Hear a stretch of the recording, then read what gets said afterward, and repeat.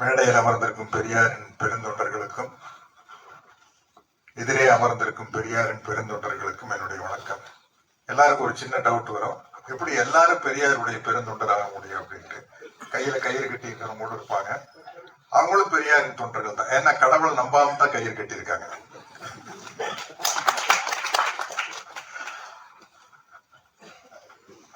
எனக்கு நம்ம ராஜ்குமார் பேசும்போது சொன்னாரு, வேலுப்பிரபாகரனுடைய உதவியாளர்னு சொன்னோன்னு அவருக்கு நான் படம் நடிச்சு கொடுத்தேன் அப்படின்ட்டு.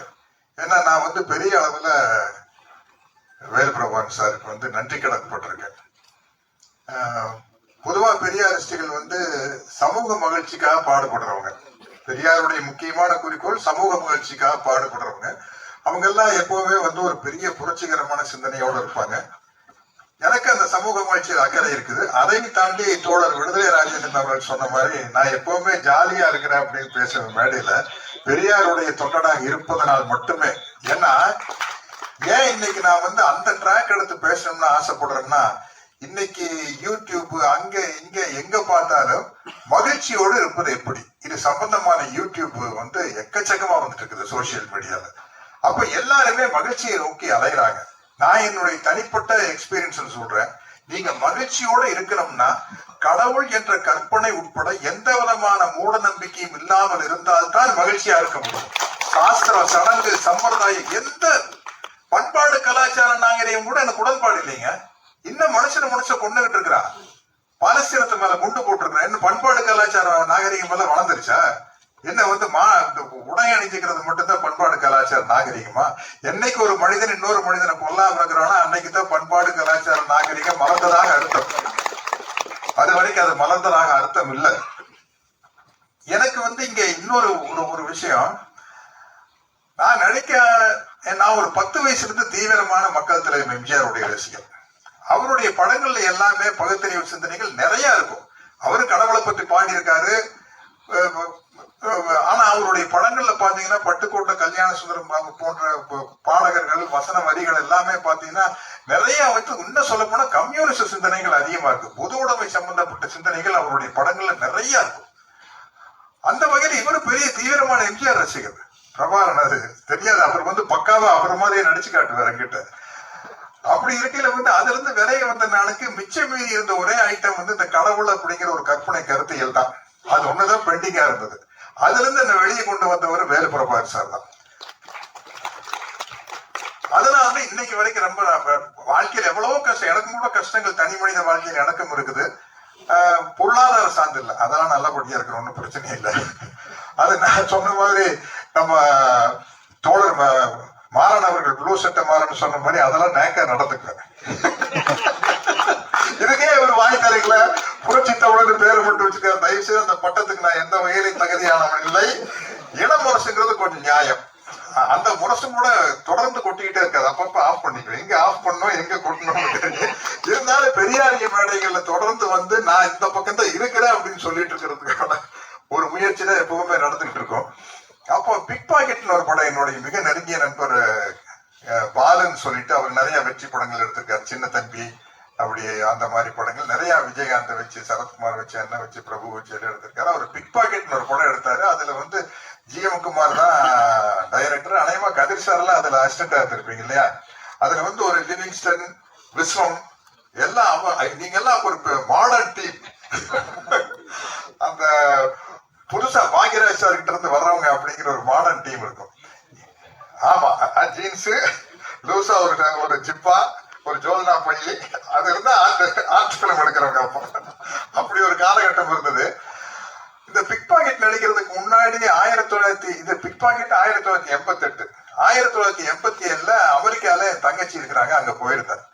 அங்க போயிட்டு சிகாகோல இருந்துட்டு நயாகரா வாட்டர் ஃபால்ஸுக்கு போற வழியில ஒரு சின்ன கிராமம், இதாங்க தாமஸ் ஆல்வா எடிசன் பிறந்த ஊரு அப்படின்னாங்க. அதனால பார்த்துட்டு போல, அவர் தான் சினிமாவை கண்டுபிடிச்சாங்க. அதுல இப்ப பெரிய கான்ட்ரோவர்சி இருக்குது, அவர் கண்டுபிடிக்கல, லூயி பிரதர்ஸ்ங்கிறாங்க, என்னமோ. சரி, தாமஸ் ஆல்வா எடிசன்ங்கிறது சினிமாவுக்கு ஒரு ஆரம்பிச்சு வச்சவர் அப்படிங்கிற முறையில அவருடைய கிராமத்துக்கு போனா ரொம்ப சின்ன கிராமம், அதுல அவருடைய கண்டுபிடிப்புகள் எல்லாம் இருக்குது. அவருடைய சிலை ஒண்ணு வச்சிருக்காங்க.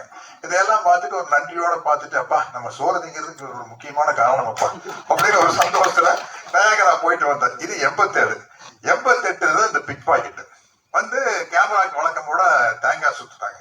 சுத்தணும்னு பிரபாஸ் சார் வந்து, யோ கொஞ்சம் தள்ளி நின்று சுத்துங்கப்பா, புகை லென்ஸ்ல அடிச்சுட்டா படம் சரியா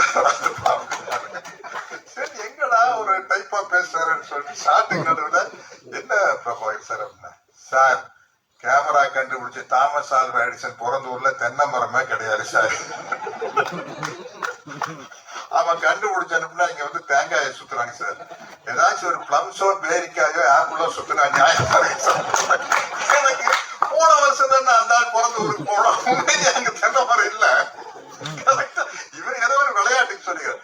அதுக்கப்புறம் பிரபாஸ் சார் கிட்ட உட்கார்ந்து ஷூட்டிங் கேப்ல வந்து இதை பத்தி எல்லாம் பேச ஆரம்பிக்கல. எனக்கு வந்து ஐயா பெரியாருடைய அவர் பேசுறது எல்லாம் தொகுப்பா கடவுள்னு ஒரு சின்ன புத்தகம் ஐயா இருக்கு இல்லைங்களா, தலைப்பு கடவுள். அதனால இந்த படத்துக்கு கடவுள்னு பேர் வச்சிருப்பான்னு நினைக்கிறேன். கடவுள் அப்படிங்கிற ஒரு புத்தகத்தை எங்கிட்ட கொடுத்து, நீங்க படிச்சு பாருங்க சத்யராஜ் சார், படிச்சு பார்த்துட்டு நீங்க என்னன்னு டிசைட் பண்ணுங்க அப்படின்னு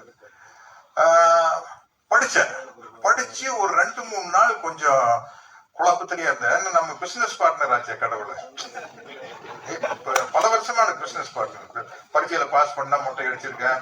அதுல வந்து சும்மா பாஸ் ஆனா மருதமலை மட்டும், என்ன எங்க ஊருக்கு பக்கம் கோயம்புத்தூர்ல இருந்து கொஞ்சம் டக்குன்னு போயிடலாம்.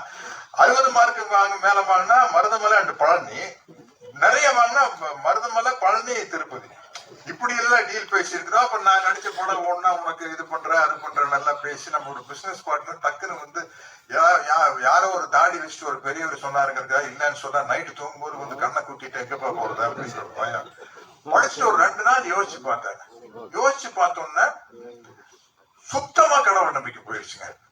இந்த கடவுள் நம்பிக்கை போயிருச்சுன்னு பேசியத வந்து நம்ம ஏதோ குறிப்பிட்ட மதத்தை பத்தி சொல்றதா எல்லாரும் நினைச்சுக்கிறாங்க. இப்ப கூட ரீசெண்டா என் மேல அப்படி ஒரு சில பேர் ஃபீல் பண்றாங்க. எனக்கு வந்து கடவுள் இல்லைன்னா எந்த மதத்தை சேர்ந்த கடவுள் மேலேயும் நம்பிக்கை இல்லை, அவ்வளவுதான். அது மாதிரி வந்து இந்த குறிப்பிட்ட மதத்தை சேர்ந்த கடவுள் அப்படியெல்லாம் கிடையாது, எந்த கடவுள் மேலேயும் எனக்கு நம்பிக்கை இல்லை. இப்ப இதுல இருந்து வெளியே வந்தோடனே வாழ்க்கை வந்து ரொம்ப இலகுவா இருக்குது. அதுதான் வந்து தோழர் விடுதலை ராஜேந்திரன் அவர்கள் சொன்னாங்க. எந்த கன்ஃபியூஷனுமே இல்லை. நல்ல நாள் கெட்ட நாள், ராகால யமகண்டா அஷ்டமி நாள், மீன் நோன்பு, குட் ஃப்ரைடே, பேட் ஃப்ரைடே, 13ஆம் நம்பர், 8ஆம் நம்பர், எதுவுமே இல்லைங்க. எதுவுமே இல்லாத போது லைஃப் வந்து ரொம்ப ஜாலியா இருக்குது. நான் அதான் சொல்லுவேன், நல்ல நேரம் கெட்ட நேரம் பாக்குறவனுக்கு நல்ல நேரம் கெட்ட நேரத்து மேலதான் நம்பிக்கை இருக்கக்கூடிய, கடவுள் மேல் நம்பிக்கை இல்லை. கடவுள் மேல் நம்பிக்கை தான் நல்ல நேரம் கெட்ட நேரமே பார்க்க மாட்டான். அது மாதிரி லைஃப் ரொம்ப ஃப்ரீயா இருக்கிறது காரணமே வந்து நான் வந்து பெரியாரின் தொண்டனாக இருப்பதால் தான். இன்னைக்கு வந்து அவர் வந்து சமூக விடுதலைக்காக பாடுபடுறாரு, ஜாதி மத ஏற்றத்தாழ்வு ஒழிக்கிறதுக்காக தந்தை பெரியாருடைய தொண்டர்கள் பாடுபடுறாங்க, பெண் விடுதலைக்காக பாடுபடுறாங்க. இதெல்லாம் வந்து இவங்கள மாதிரி பெருந்தொண்டர்கள் பாடுபட்டோம். என்ன மாதிரி ஒரு சராசரி மனுஷன் நல்ல சுயநலத்தோட வாழ்றவனுக்கு நம்மளுக்கு ஒரே குறிக்கோள் தாங்க இருக்கு வாழ்க்கையில, ஜாலியா இருக்கணும்.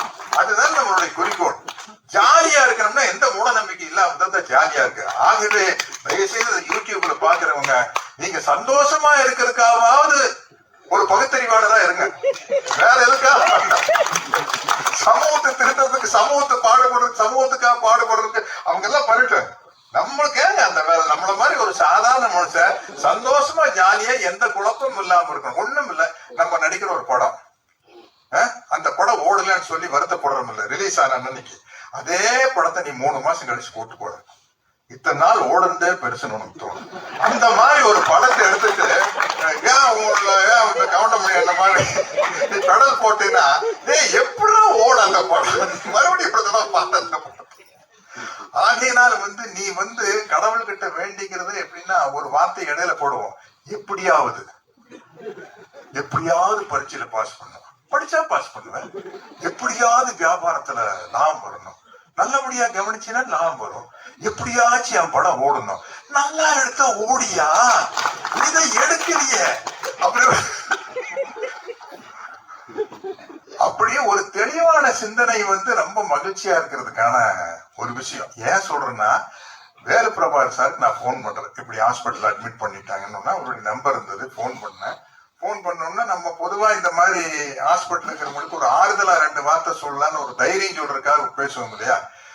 பிரபாகர் சார் நம்ம உதாரணமா என்ன சொல்றோம், இப்படித்தான் எங்க பெரியப்பாக்கு 3 தடவை பைபாஸ் நடந்திருக்குது, அவங்களுக்கு 2 தடவை நடந்திருக்குது, எல்லாம் ஜாலியா இப்ப வாக்கிங் போயிட்டு சுத்திட்டு இருக்கிறாங்க அப்படின்னு சொல்லாங்கிறதுக்காக போன் பண்ணி அவரை வந்து மனசை தேத்துறதுக்காக போன் பண்றேன். போன் பண்ணி பிரபாகர் சார் கொஞ்சம் தைரியமா இருக்கணும்னா, சார் எனக்கு என்ன சார், நான் வந்த வேலை, நான் வந்து பிறந்ததுக்கு தந்தை பெரியாருடைய கருத்துக்களை எவ்வளவு பரப்ப முடியுமோ அவ்வளவு பரப்பியாச்சு சார், என்னால முடிஞ்ச அளவு பண்ணியாச்சு சார், இனி என்ன சார் இருந்த என்ன போனால சார் சந்தோஷமா போவோம் சார் அப்படின்னாரு. ஆடிட்டேன் நான், என்னடா இந்த மனுஷன் வந்து சர்ஜரிக்கு போறாரா இல்ல வேற எங்கேயும் தியேட்டர் சினிமா பார்க்க போறாரா, இவ்வளவு தைரியமா இருக்காரு அப்படின்னா அந்த தெளிவுக்கு காரணம் வந்து மூட நம்பிக்கை இல்லாத ஒரு மனதுக்கு சொந்தக்காரரா இருக்கிறது தான். அவருடைய கடவுள் படத்து கருத்தை தான் வந்து நீங்க சொல்லிட்டீங்க, ஆமீர் கான் வந்து பிகேன்னு போறது வந்து அந்த டீம்ல இருந்து இவர்கிட்ட வந்து பேசிட்டு போனாங்க அப்படிங்கிறாங்க.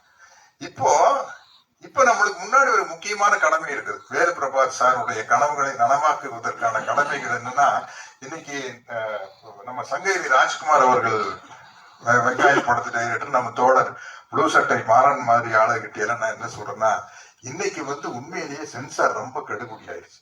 நம்ம நினைச்சதை வந்து சினிமால சொல்றதுங்கிறது வந்து ரொம்ப கஷ்டம். சென்சார் ஆகி நெட்ஃபிளிக்ஸ்ல வந்து அன்னபூரணி படத்தை தூக்குறாங்க.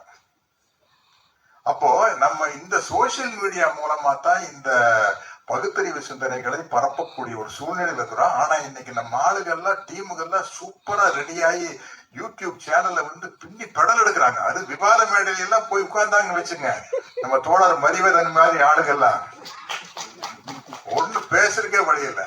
அந்த மாதிரி வந்து இன்னைக்கு இளம் பெரியாரிஸ்டுகள் ரொம்ப யூத்தா நிறைய பேர் களத்துல இறங்கிட்டாங்க. அதனால வந்து இந்த சினிமா மீடியாவை தாண்டி இந்த சோசியல் மீடியாவை வந்து நம்ம பலமா கைப்பற்றி, ஏன்னா அதுக்கு சென்சார் கிடையாதுன்னு நினைக்கிறேன் இல்லையா, அது கிடையாது.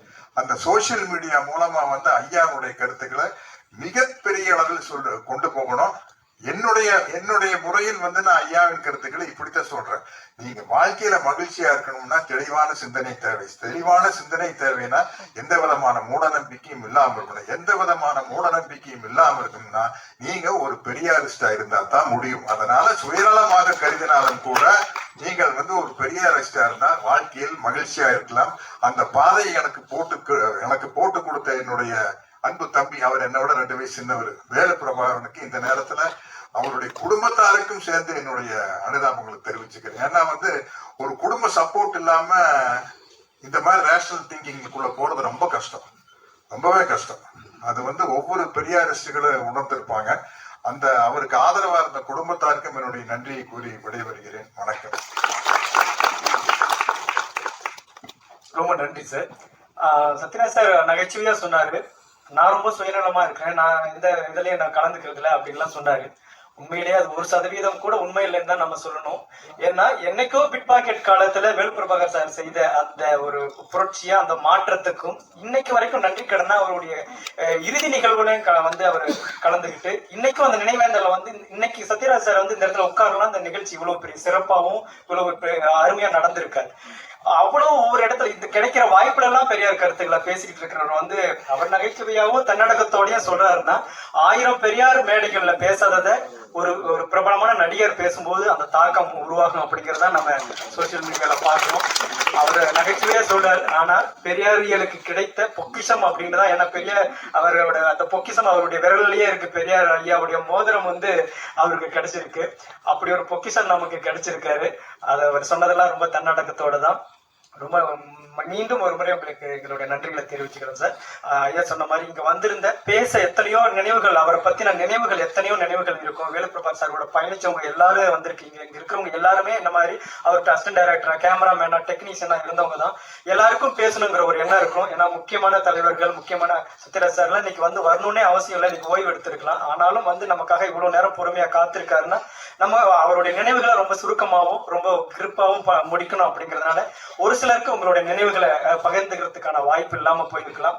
அதை வந்து நம்ம எத்தனையோ நினைவுகளுக்கான மேடைகள் இருக்கும், எத்தனையோ களம் நமக்கு இருக்கு. அங்கெல்லாம் வேலுப்பிரபாகர் சார் நம்ம எப்படி பெரியார காலம் முழுக்க பேசிக்கிட்டே இருப்போமோ அது போல நம்ம வேலுப்பிரபாகர் சாரை நம்ம பேசுறதுக்கு இன்னும் எத்தனையோ தளங்கள் நமக்கு கிடைச்சிக்கிட்டே இருக்கும். அங்கெல்லாம் நம்ம பேசிக்கிட்டே இருக்கலாம். பேச வாய்ப்பு இல்லாதவங்க தயவு செஞ்சு எதுவும் தவற நினைச்சுக்க வேண்டாம்.